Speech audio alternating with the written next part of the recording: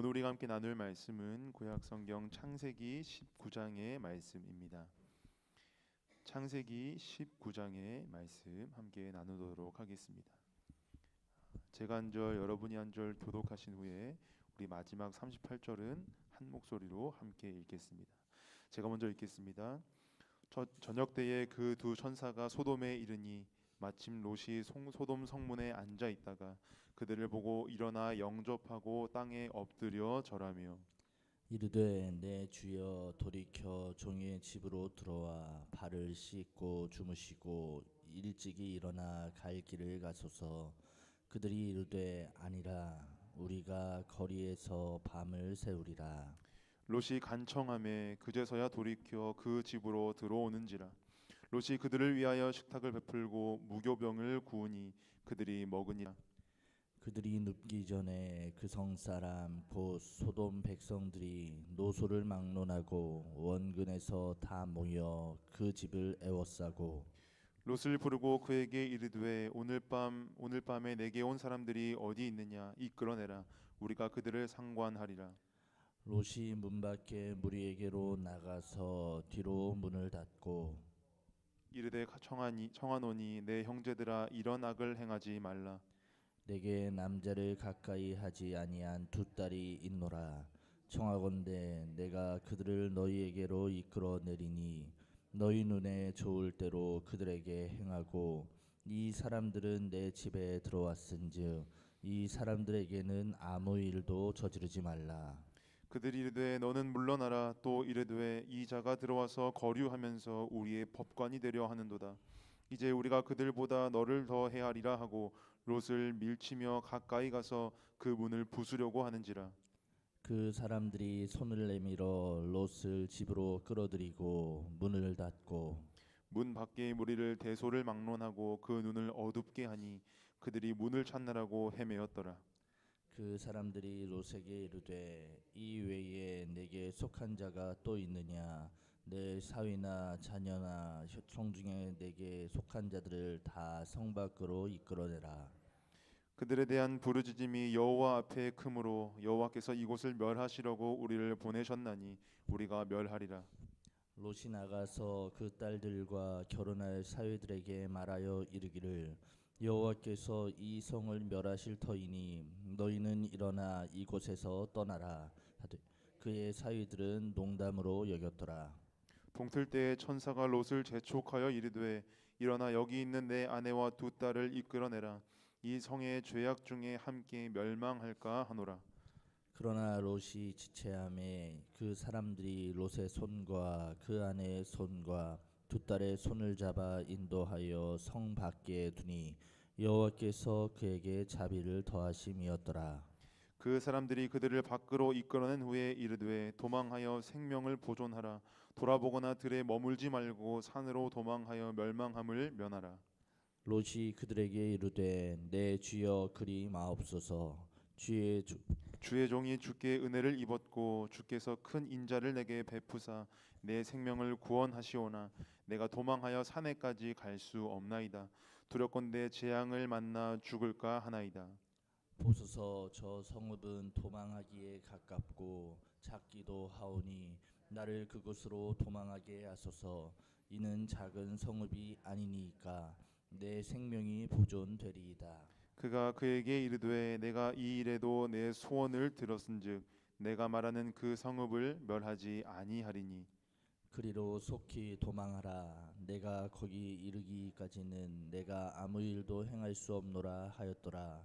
그러므로 그 성읍 이름을 소알이라 불렀더라. 롯이 소알에 들어갈 때에 해가 돋았더라.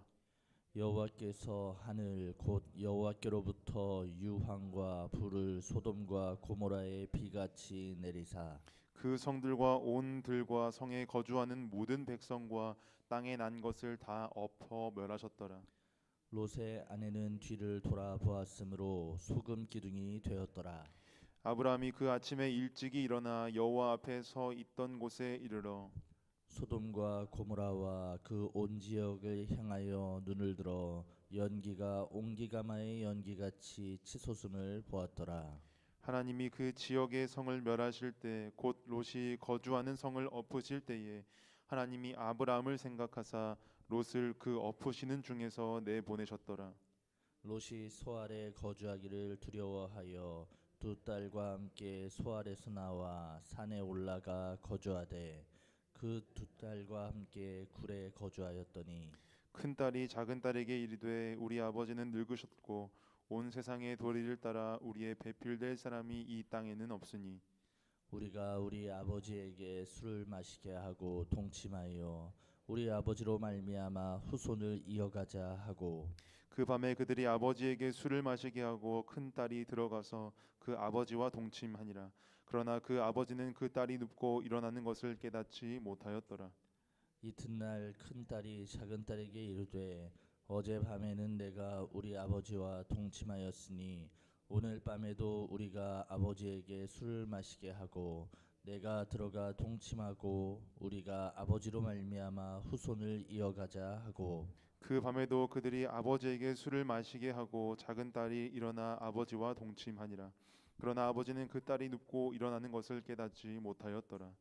롯의 두 딸이 아버지로 말미암아 임신하고 큰 딸은 아들을 낳아 이름을 모압이라 하였으니 오늘날 모압의 조상이요. 작은 딸도 아들을 낳아 이름을 베남미라 하였으니 오늘날 암몬 자손의 조상이었더라. 아멘. 할렐루야. 오늘도 이렇게 새벽을 깨워서 말씀과 기도로 하루를 열어가시는 사랑하는 창천 가족 모두의 삶과 또 마음의 자리 가운데 우리 주님의 신실하심이 충만하길 소망합니다. 2020년대에 들어와서 가장 많이 발전하고 또 번성한 문화가 무엇이 있냐라고 생각해 보면 이 넷플릭스와 같은 OTT 사이트의 대중화를 빼놓지 않을 수가 없습니다. 이 OTT를 통해서 사람들은 굳이 영화관에 가지 않아도 보고 싶은 영화나 드라마 또 그리고 예능을 언제 어디서나 편리하게 볼 수 있게 되었습니다. 그래서 이 OTT가 유행하게 된 2022년도 즈음 그 이후로부터는 실제로 영화관 이용률이 많이 줄어들었다고 합니다. 그런데 최근 영화관 이용률이 급증하게 된 이른바 이제 영화관 열풍이 일어나게 되었는데요. 그 주인공 중에 하나가 바로 지난 8월 5일에 개봉한 오디세이라는 영화입니다. 영화 오디세이는요, 잘 알려진 소설 같은 제목으로 하는 소설 오디세이를 원작으로 한 내용인데요. 트로이 목마 전투의 영웅인 오디세우스가 트로이 전쟁 이후에 집으로 향하는 그런 귀향길의 여정을 그런 담은 내용이라고 할 수 있습니다. 영화의 작품성이나 또 스케일이나 배우의 연기력 등 많은 부분이 화제가 되어서 요즘 가장 핫한 영화라고 봐도 무방할 만큼 대단한 화제를 이끌고 있습니다. 오죽하면 요즘 교회 청년들 사이에서도 대화 주제로 오디세이를 봤는지 안 봤는지를 이야기할 정도로 대단한 인기를 끌고 있습니다. 참고로 저는 영화관에서 2번 봤고요. 1번 더 볼 예정입니다. 이 영화에는 국가와 또 문화를 막론하고 따르는 한 가지 법칙이자 또 영화적 요소가 한 가지 있는데요. 그것은 간략하게 이야기하면 대접받고 싶은 대로 남을 대접하라라는 하나의 가치입니다. 이는 이방인 혹은 나그네를 대하는 모습에서 가장 잘 드러납니다. 주인은 손님을 해치지 않고 극진히 대접해야 하며 손님은 그렇게 대해주시는 주인의 그 호의에 정중하게 반응하고 또 행동해야 한다라고 하는 것이죠. 바로 이 가치가 영화에서 전반적으로 다뤄지고 있는 가장 핵심적인 원칙이고 또 영화를 통해서 감독이 이야기하고자 하는 바가 아닐까 싶습니다. 제가 오늘 말씀을 시작하면서 영화 이야기를 여러분과 함께 나누는데요.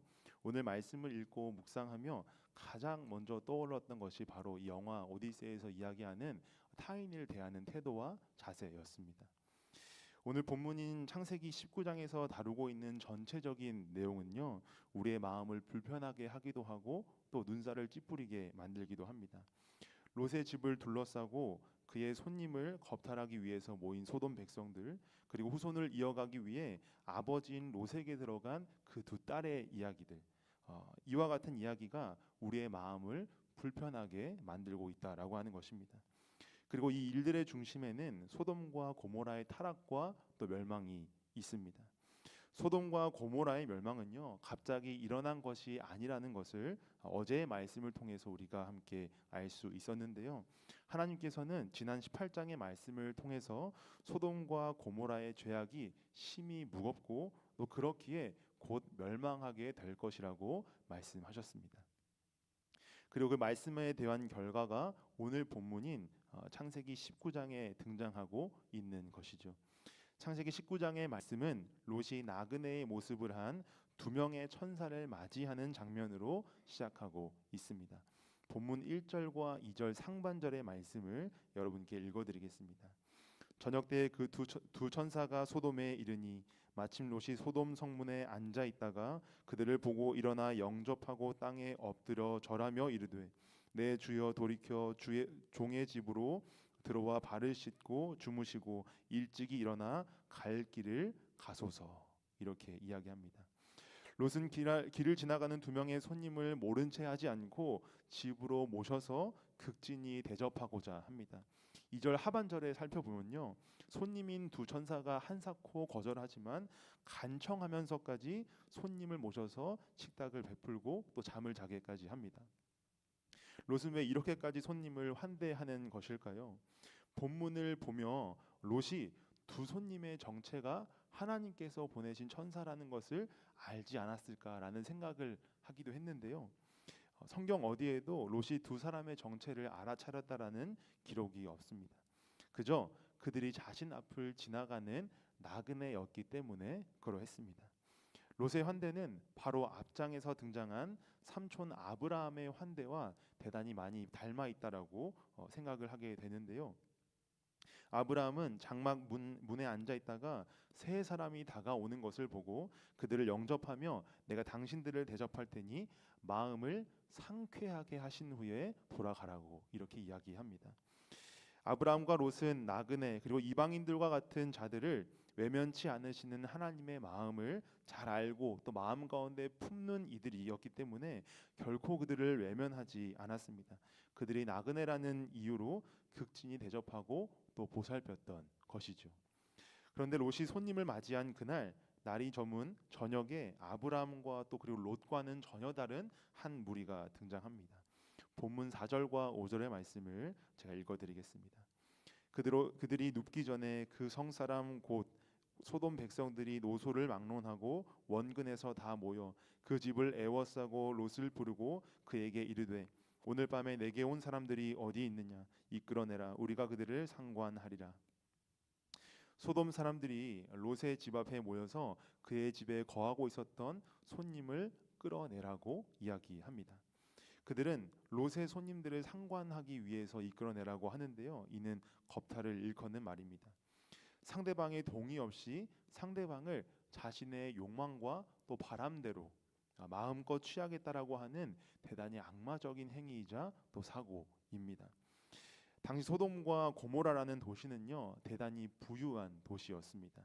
창세기 13장 10절에서는 그곳이 물이 넉넉하여 여호와의 동산과 같고 애굽 땅과 같았다라는 기록을 통해서 알 수 있듯이 말입니다. 어쩌면 소돔은 그들이 누리고 있었던 부와 권력이 나그네와 이방인이라고 하는 그 약자들을 하찮게 여기고 함부로 대해도 되는 힘이라고 여겼을지도 모릅니다. 내 앞에 있는 약자들보다 내가 더 강자이고 더 많은 힘과 권력이 있었기 때문에 그렇습니다. 성경은 이와 같은 죄를 에스겔 16장 49절의 말씀을 통해서 정확하게 지적하고 있다라고 하는 것을 알 수 있는데요. 제가 대신 에스겔 16장 49절의 말씀을 읽어드리겠습니다. 내 아우 소돔의 죄악은 이러하니 그와 그의 딸들에게 교만함과 음식물의 풍족함과 태평함이 있었으며 또 그가 가난하고 궁핍한 자를 도와주지 아니하며 이렇게 이야기하고 있습니다.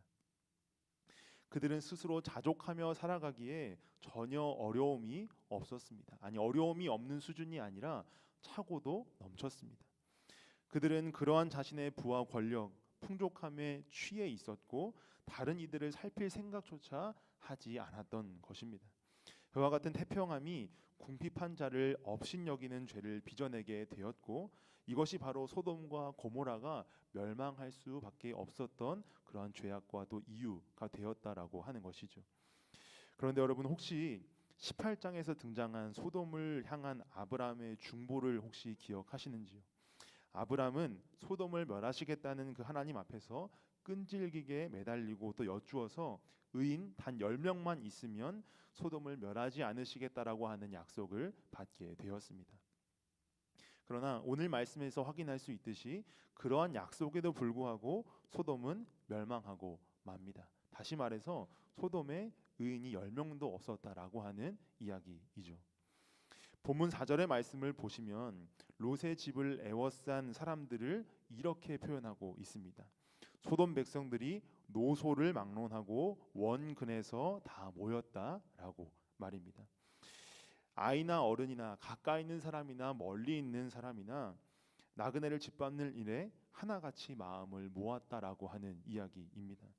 물론 과장된 표현일 수도 있겠지만 롯을 제외하고는 의인이 한 사람도 없었던 그 당시 소돔의 모습을 여실없이 보여주는 표현과 또 기록이죠. 결국 하나님께서는 이와 같은 소돔의 죄악에 더 이상 참지 않으시고 약속하신 말씀대로 행하십니다. 본문 24절과 25절에서 확인하실 수 있는 것처럼 불을 내리셔서 모든 백성과 또 땅에서 난 모든 것들을 멸하십니다. 무시무시한 말씀이지만 오늘 본문인 창세기 19장의 말씀을 통해서 하나님께서는 말씀하시는 것이죠. 하나님의 뜻과 부르심에 동참하지 않는 삶과 인생은 더 이상 필요하지 않다라고 말입니다. 사랑하는 창천가족 여러분, 그리스도인 그리고 교회라고 하는 공동체는 하나님의 뜻과 부르심 그리고 그 마음에 일치되기 위해서 삶과 마음 그리고 우리의 모든 부분을 빚어가는 공동체임에 틀림이 없습니다. 오늘 성경은 그 마음에 합한 자가 되기 위해서는 누군가를 환대하는 공동체가 되어야 한다고 이야기하고 있습니다. 우리에게 부어진 하나님의 은혜를 단순히 내가 독점하여 힘처럼 여기고 또 누리는 것이 아니라 또 다른 누군가를 품을 수 있는 사랑으로 또 다른 누군가에게 하나님이라고 하는 가능성을 심어줄 수 있는 그러한 선함으로 여기고 또 보여줘야 한다라고 하는 것입니다. 이 사실을 기억하시는 저와 여러분이 되면 좋겠습니다. 그렇게 이 세상을 살아가는 나그네들에게 살아계신 하나님이라는 꿈을 선물하게 될 때 우리는 비로소 하나님께서 필요로 하시는 그러한 교회 공동체가 될 줄로 믿습니다. 바라기는 사랑하는 창천 가족 모두가 그러한 하나님께서 꿈꾸시는 교회 공동체가 되어서 세상을 적시는 맑은 물줄기의 사명을 감당하시는 그런 저와 여러분이 되길 우리 주님의 이름으로 소망하고 또 축복합니다. 아멘. 이 시간 함께 기도하겠습니다. 먼저 목장과 마을 공동체를 위하여서 기도합시다. 우리가 속한 마을 목장이 하나님께서 부르신 뜻과 마음을 헤아리는 공동체가 되길 원합니다. 서로를 환대의 손길로 초대할 수 있는 공동체가 되게 하여 주셔서 그 손길을 통하여서 살아계신 하나님의 보듬으심을 경험할 수 있도록 기도합시다. 다음으로 환우들을 위해 기도합시다. 지금 이 순간에도 아픔 가운데 있는 이들을 하나님께서 찾아가 주셔서 친히 위로하여 주시고 치유하여 주시도록, 무엇보다 세상 모든 아픔과 괴로움을 당신과 무관한 것으로 여기지 않으셨던 예수 그리스도의 사랑이 저들 삶 깊이 임하여 주시도록, 그리고 오늘 말씀을 기억하며 또 각자 기도 제목을 붙들고 함께 기도하며 나아갑시다. 함께 기도합시다. 할렐루야. 사랑의 하나님 감사합니다. 오늘도 이 새벽 우리를 깨워주셔서 주의 말씀과 또 주의 전에 서게 하여 주시고 오늘 말씀과 기도로 하루를 열어가게 하신 하나님의 은혜에 감사드립니다. 하나님, 오늘 말씀을 기억하며 오늘 우리에게 주신 그 말씀을 붙들고 오늘 삶을 감당하길 원합니다. 나그네와 또 약자들, 이방인들을 외면치 않으시는 그 하나님의 사랑을, 또 하나님의 마음을 우리 마음 가운데 부어주셔서 나그네 자기네 삶에서 마주했던 나그네와 또 이방인들을 외면치 않았던 그 롯과 아브라함의 그 삶을 닮아서